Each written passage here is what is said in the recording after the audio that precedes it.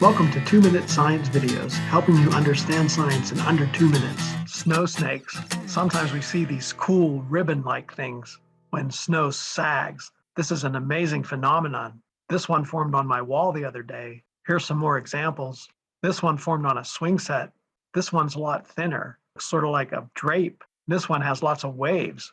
Now you know why they call them snow snakes. Here's the best picture. I found this one on Facebook. Some other common names for snow snake are snow rope, snow garland, and a related phenomenon called snow roller or ice donut. But how do they form? Well, the conditions have to be just right. The snow has to be kind of that wet, sticky snow. The temperature has to be real close to the melting point, but the water in the snow has to be supercooled. What does that mean? That's when the temperature of the water is actually below freezing, but it's still liquid. Way cool. No, super cool. The snow sags and stretches out due to gravity, and then surface tension in this supercooled liquid water keeps it together by binding the ice crystals. But water doesn't stretch, does it? Sure it does. Watch how I can stretch this drop of water.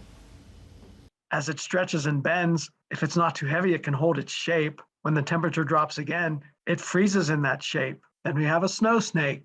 In summary, the conditions have to be just right for snow snakes to form. The physics is complicated. You have to understand surface tension and supercooled liquids. But snow snakes do occur, and they're amazing. So next time you see a snow snake, take a picture and send it to me. Thank you for watching this 2-minute science video. Visit my website for more videos.